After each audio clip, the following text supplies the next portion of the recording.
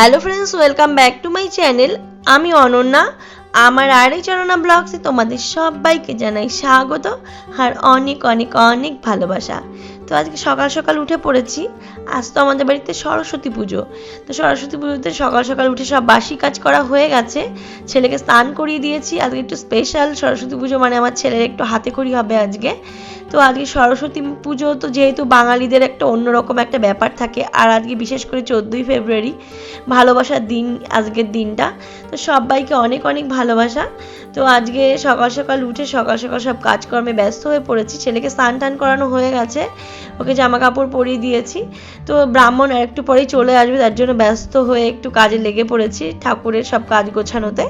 তো আজকে যেহেতু সরস্বতী পুজো, জ্ঞান বুদ্ধি এবং গান বাজনা সব কিছু, সঙ্গীতের দেবী হচ্ছে সরস্বতী। ছোট থেকে বড় হওয়ার সময় কিংবা স্কুল কিংবা কলেজের যে সময়টা চলে, সেই সময় সরস্বতী পুজোটা যেন অন্যরকম একটা ভালো লাগা থাকে।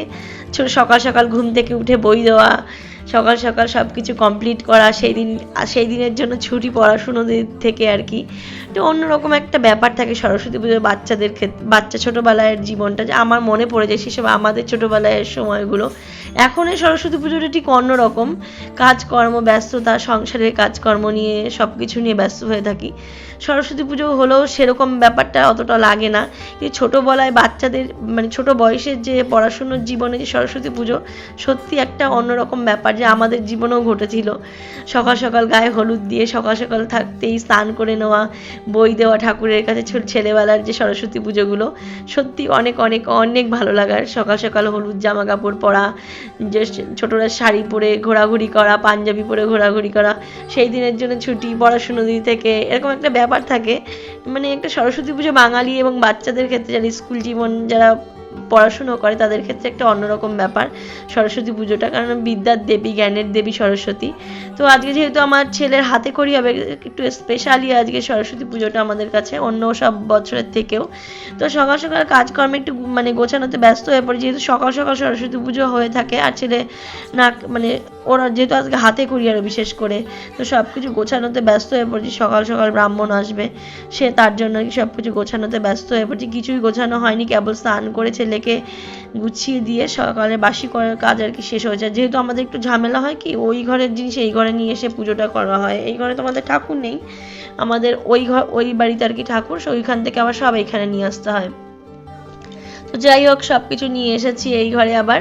তো সব কিছু যতটুকু এই দিকের কাজ একটু গুছিয়ে রাখা যায়, তো গুছিয়ে নিয়ে তারপর এদিকে ফল টল নৈবেদ্য যেগুলো গোছানো সেগুলো গোছাবো।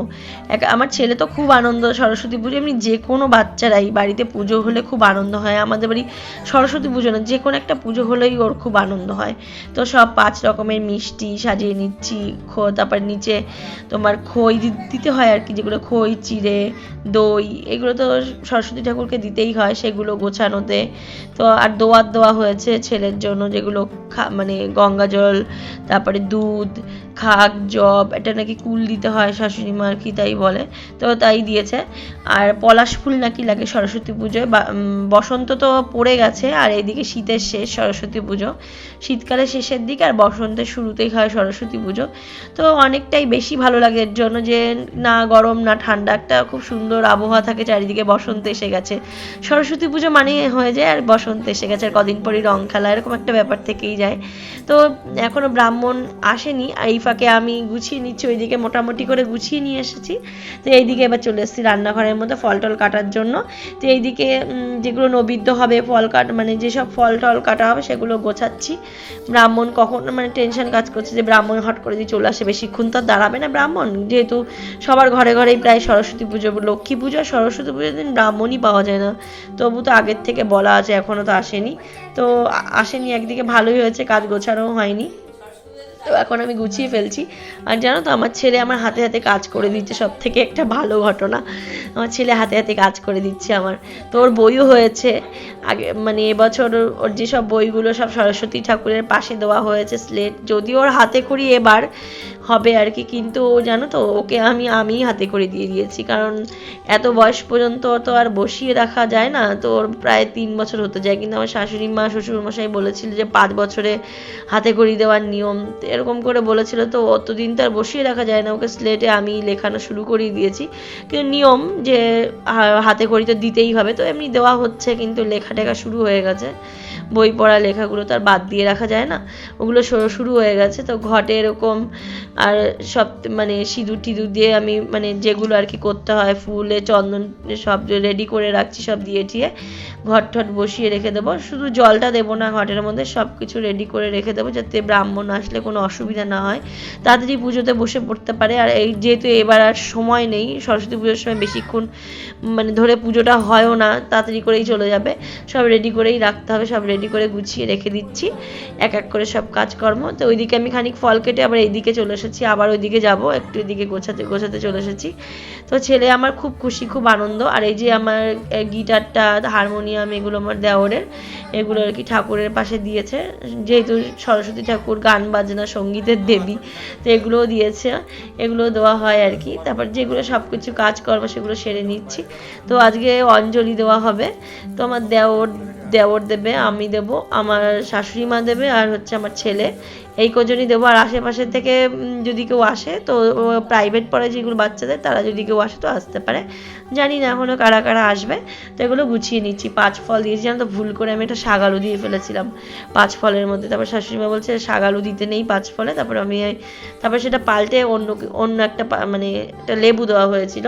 তো এই যে ফুল টুলগুলো সব গুছিয়ে নিয়েছি। আর মালাটা তো জানোই তো, আগের দিন আমি গেঁথে রেখে দিয়েছিলাম মালাটা, আর সব বাসন কোসন, যেহেতু সকাল সকাল পুজো হবে, বাসন কোসনটা আগের দিনই মেজে রেখেছিলাম। দেখেছো ছেলে আমার হাতে হাতে কাজ করে দিচ্ছে, ওর তো খুব আনন্দ, সকাল সকাল পুজো হচ্ছে, ভীষণ আনন্দ, ঠাকুর চলে আসতে, পুজো হবে, ওর খুব আনন্দ। আমাকে ধানের কৌটোটা দিয়ে যা বলবো তাই এখন করে দেবে, ও আমাকে যা বলবো বাবা এটা দে ওইটা দে সব করে দেবে, ওর মনে এত আনন্দ যে বাড়িতে পুজো হচ্ছে, ওর খুব খুশি। ও বলে না, সব বাচ্চাদেরই ভালোই লাগে, আমাদেরও বড়দেরও পুজো আর্চা হলে বাড়িতে খুব আনন্দ হয়। এই যে 5টা নৈবেদ্য আর কি, 5 ভাগে যে নৈবেদ্য হয়, 5টা ইসে করে, আর একটার নৈবেদ্য করেছি, 5টার নৈবেদ্য করেছি, এরকম 5টার একটার একটা নৈবেদ্য করেছি। ফল ঠল কাটা হয়ে গেছে, ব্রাহ্মণ যদিও এখন এসে পৌঁছয়নি, আশেপাশে মানে খোঁজ নেওয়ার জন্য গেছে, যদিও এখনো পাওয়া যায়নি। এখান থেকে গিয়েছিল, বলেছে সকাল সকালই আসবে, একটা বাড়ি পুজো করে এখানে এসে পুজো করে দিয়ে যাবে, যদিও এখনো পর্যন্ত আসেনি। আমি আস্তে আস্তে করে গোছাচ্ছি সব কিছুই। তো যাই হোক, আজকে যেহেতু সরস্বতী পুজো, আমার হয়তো আর বেরোনো হবে না। আগে ছোটোবেলা তো কলেজ স্কুল সময় খুব আনন্দ হতো, বেরোতাম, আগের দিন থেকেই আনন্দ, স্কুলে তো আগের দিন থেকে আলপনা দেওয়া শুরু হয়ে যায়, আগের দিন বিকেলবেলা থেকেই সব যেন তো মানে স্কুল কলেজে খুব আনন্দ হতো। তো যাই হোক, সেই সব দিনগুলোর কথা মনে পড়ে, রাস্তা দিয়ে যখন বাচ্চারা স্কুলে যারা পড়ে থাকে স্কুল কলেজে, তারা যখন যায়, আমার সেই সব দিনগুলোর কথা মনে পড়ে যায়, যে আমরাও এরকমটা আনন্দ করতাম, এরকম আমরাও শাড়ি পরে, এরকম আমরাও স্কুলে যেতাম, স্কুলে খাওয়ানো হতো, সেই দিন যেতাম, সেই সব দিনগুলো ছিল অন্যরকম, তাই না? স্কুল জীবনের সরস্বতী পুজো সত্যি অন্যরকম। আর এখনকার দিনের যে আমাদের এই যে বয়সটায়, সরস্বতী পুজোতে এক ধাপের মানে ভালো লাগা, আর সেই সময় অন্যরকম একটা আনন্দ ছিল, 2 রকমের দুটো আনন্দ।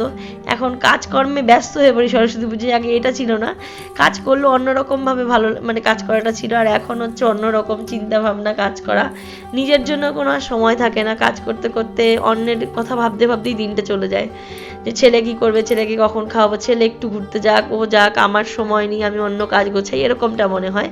তো যাই হোক, গল্প করতে করতে তোমাদের সাথে আমার নৈবেদ্যটাও গোছানো হয়ে গেছে। এখন আমি ওই ঘরে, আমি রান্নাঘরে সব কিছু, এখানে বসে তো আর ফল কাটিনি, রান্নাঘরে বসে কেটেছি, ওখান থেকে সব গুছিয়ে ফল যা যা জিনিস সব আমি এক এক করে এদিকে এনে রাখবো। শুধু এখানে বসে খইটা আর হচ্ছে 5 ফলটা, এইখানে যে জিনিসপত্র সেগুলো আমি গোছাগুছি করে রেখেছি, আর বাদ বাকি এখন ওই ঘরে সব কিছু আমি ফল টল কেটে এই ঘরে নিয়ে আসছি আর কি, এখানে নিয়ে রাখবো সব কিছু। আর এদিকে প্রদীপ সব গোছানো হয়ে গেছে, তেল ঠেল দেওয়া, ধূপকাঠি দানি করা সব হয়ে গেছে। পঞ্চপ্রদীপটা পরে করব, পঞ্চপ্রদীপটা তুলো দিয়ে ঘি দিয়ে পরে করব, ব্রাহ্মণ আসলেও সেটাও করতে পারবো, কোনো অসুবিধা হবে না, কারণ প্রথমে তো পঞ্চপ্রদীপ লাগে না, পরে লাগবে, তো অসুবিধা হবে না। আর ঘর সব রেডি করে রেখে দিয়েছি, দেখো ঘরটা পড়ে আছে, তো ঘরটা আমি ঠিক করে রাখবো, জল ছিল না, কোনো কারণে হয়তো ঠেলা লেগে পড়ে গেছে, সোজা করা ছিল।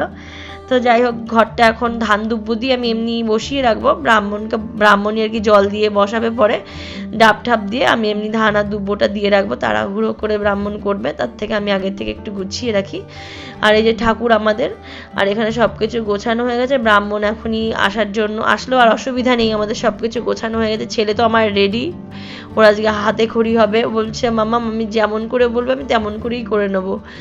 ওর তো জানে না কেমন করে, আমি বলছি ব্রাহ্মণ ধরে ধরে তোমাকে হাতে খড়ি দিয়ে দেবে, তুমি সেরকম করে দুষ্টুমি করবা না, ওরকম করে তুমি করে নেবা, এরকম করে বলে দিয়েছিলাম। তো যাই হোক সব কিছু গোছানো, এখন এগুলো ঢেকে রাখা হবে, একটু পর যদি ব্রাহ্মণ না আসে ওরকম উদলো আছে সব ঢেকে রেখে দেবো, একটু খাওয়ারে মানে প্রসাদের জিনিসগুলো ঠাকুরের। তো আমার সম্পূর্ণ কাজ এদিকে কমপ্লিট হয়ে গেছে, কিন্তু বসে আমি থাকবো না, তোমাদের এগুলো দেখিয়ে দিচ্ছি যে কী কী করলাম না করলাম, কিন্তু আমি এখন বসে থাকবো না। ব্রাহ্মণের জন্য আমি ময়দা নিয়ে এসেছি, ময়দা যেহেতু থেকে লুচি হবে, ময়দা নিয়ে এসেছি, ময়দাগুলো মেখে ফেলবো এরপরেই। এই যে সব কিছু গোছানো হয়ে গেছে, খেজুর টেজুর আর লাড্ডুর কৌটো না ওরকম শাশুড়িমা বলেছে ঢালতে হবে না, ওরকম কৌটোর মধ্যেই থাক, আসলে পরে তোমার ব্রাহ্মণ আসলে পরে পুজোতে যখন বসবে তখন আর কি ওইটা মানে ঢাকনাটা খুলে দেবো আর কি, এমনি ফাঁকা করে রেখে দিয়েছি।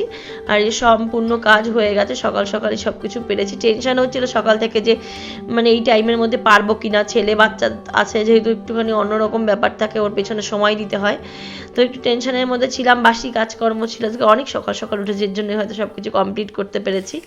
তো এখন এই যে ময়দাগুলো ময়ম দিয়ে এখন এখানে বসেই ওইদিকে রান্নাঘরে আর যাবো না, একবারে রেডি করে পরে এইটা নিয়ে যাব, এখানে বসে ময়ম দিয়ে এখানে মেখে ফেলবো, যাতে পরে আর সমস্যা না হয়, না তো এইটা নিয়ে বসতে গেলে যেহেতু এখন আইসা পৌঁছায়নি ব্রাহ্মণ, এইদিকে কাজগুলো গুছিয়ে নিচ্ছি। আমার ময়দা মাখাও হয়ে গেছে, এখন গোল গোল করছি, জানো তো ছেলেটা আমার ধপ করে পড়ে গেছে একটু আগে, মানে একটু যেহেতু এক্সাইটেড হয়ে পড়েছে, বাড়িতে পুজো ব্রাহ্মণ আসবে, ওর হাতে খড়ি হবে, একটা বেশি একটু আনন্দ আনন্দ ভাব লাগছে ওর, দৌড়াদৌড়ি করতে গিয়ে ধপ করে পড়ে গেছে। যাই হোক, তো এখনই ব্রাহ্মণ চলে এখনও আসেনি, একটু পরেই আসবে। আর আমার ব্লগসটি তোমাদের যদি ভালো লেগে থাকে অবশ্যই চ্যানেলটি তোমরা সাবস্ক্রাইব করে দিও, আর যারা করে দিয়েছে তাদেরকে অসংখ্য ধন্যবাদ, আর আমার পাশে থেকো এভাবেই তোমরা, আর কি এটাই বলার। তো একটু একটু করে কাজগুলো গুছিয়ে নিয়েছি, ছেলে আমার পাশে বসে কত রকমের গল্প করছে, ওর হাতটা ধুয়ে দিয়েছি, বারবার করে দেখো ওই যে ওর মধ্যে হাত দিচ্ছে, বারণ করছি যে দিস না বাবা, তো কে কার কথা শোনে। আমার কমপ্লিট হয়ে গেছে ময়দা মাখা, এখন এটাকে রেখে দেবো, আর একটু পরে ব্রাহ্মণ যদিও চলে আসবে তারপরে পুজোটাও কমপ্লিট হবে, যদিও পুজোটা আমি সম্পূর্ণটা তোমাদের সঙ্গে শেয়ার করতে পারলাম না এই ব্লগসে, পরের ব্লগসে সম্পূর্ণটা বাদবাকিটা আসবে তোমাদের সাথে।